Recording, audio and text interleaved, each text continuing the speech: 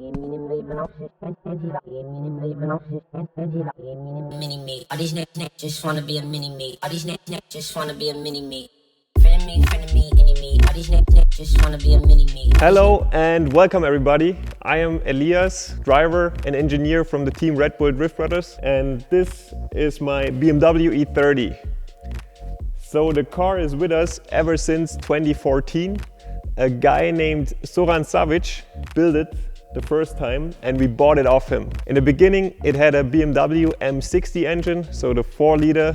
Now there's something different inside, so we changed it over the years quite a bit.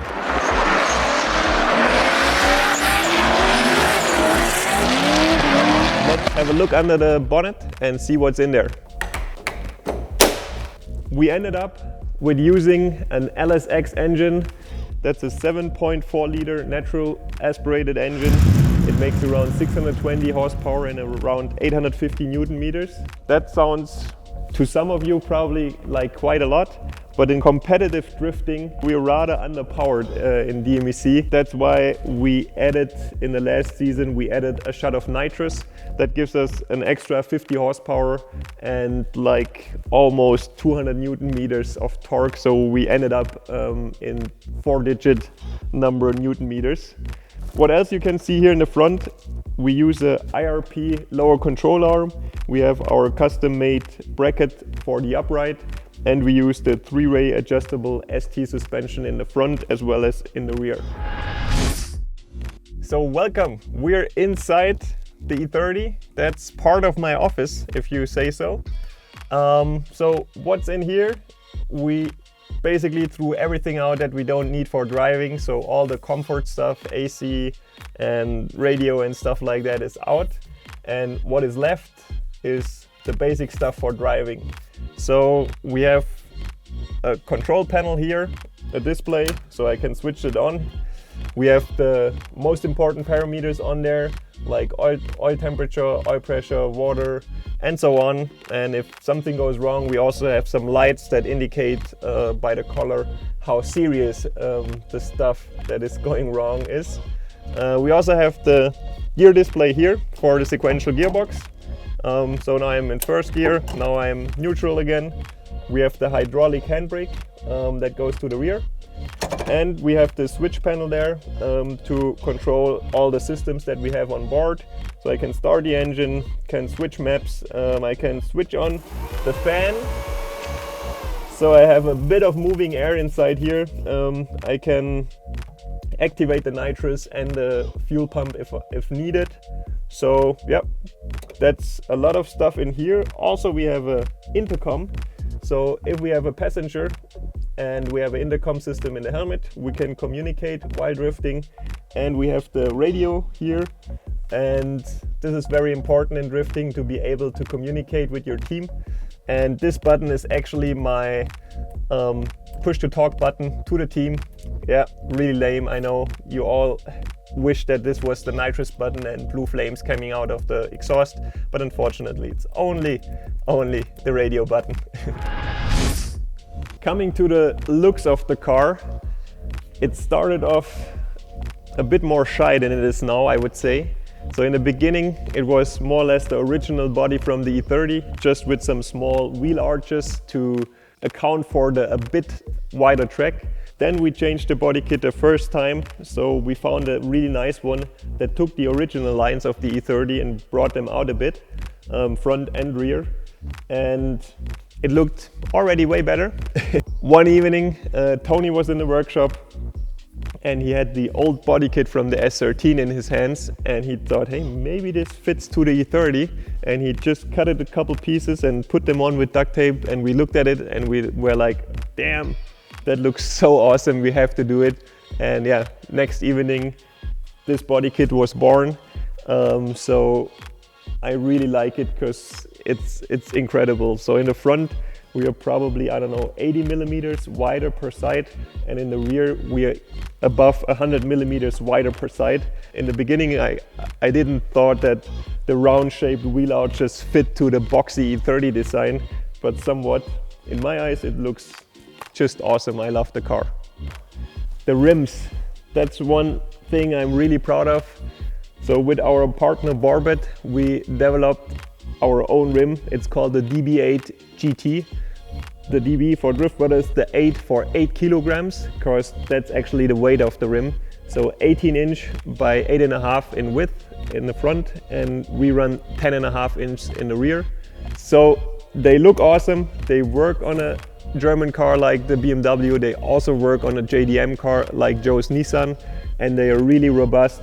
So in the 5 years of competition that we are driving them, we I think only killed one, and this was a big incident with a wall. So yeah, these things are really tough.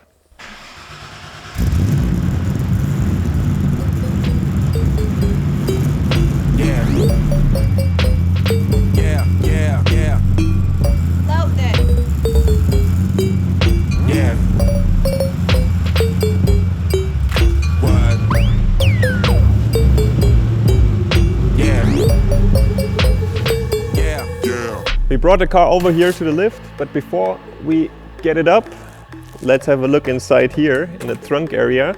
What you can see is the fuel cell, is the battery, and is actually the exit of the radiator. There are two fans.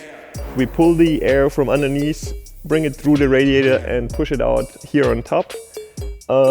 We also have the whole rear cut basically in that region, and we build a tube structure inside, because as you know, in drifting it is a contact sport, and we are often forced to ride the walls with our back bumpers.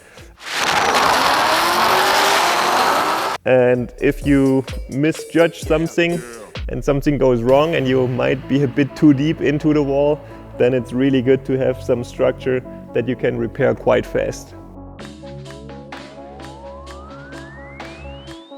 So welcome underneath the E30. This view wasn't really public until now, so you probably also some of the first eyes seeing that.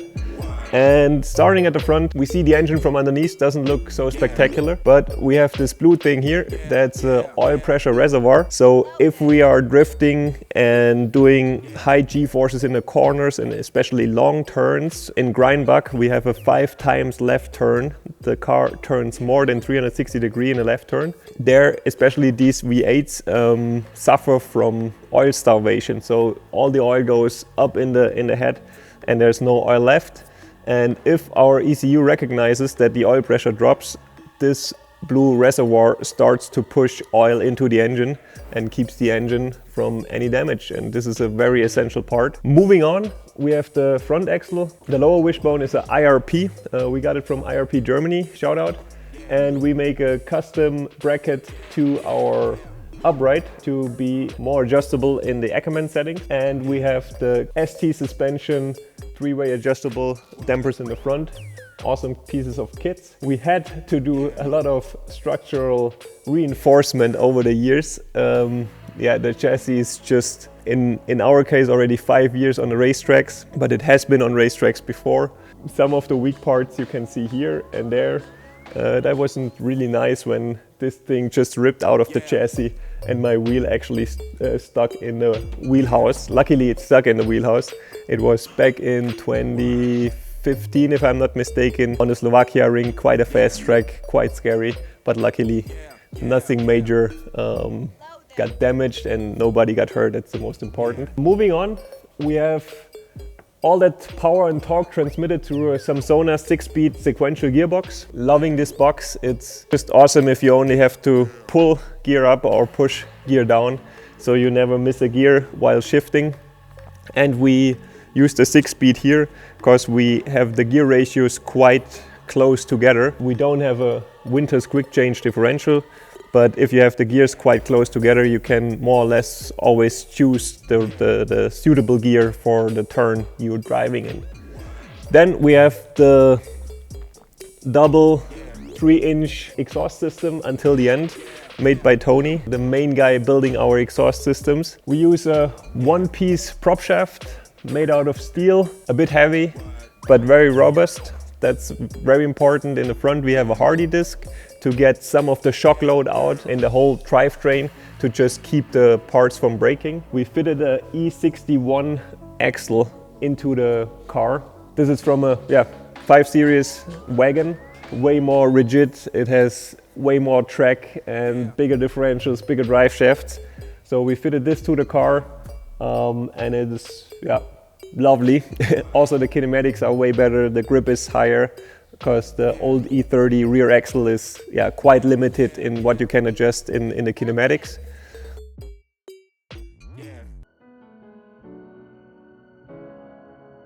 Stainless steel pipes that are coming from the front, from the engine, going to the rear radiator. There we have the tunnel where the air got sucked into the radiator and then out to the top. And we also have a water to oil heat exchanger here and an oil pump here. So the oil from the gearbox gets through this heat exchanger. So that means the oil gets warm way more fast and keeps the temperature way stable at the higher limit. So ever since we have this setups, we have way less wear in our gearbox, and this is also quite awesome. The 2 silencer boxes are on at the moment. So last time we've been driving, we've been on a racetrack that didn't allow much noise, so we had to put them on. But whenever we are allowed to be loud, then they are off, and then the sound is even more intense, I would say. So that's the underneath from the E30. A lot of parts came together over the years and stuff changed. If you have any more questions, feel free to leave a comment below and we try our best to answer them. Have a good one.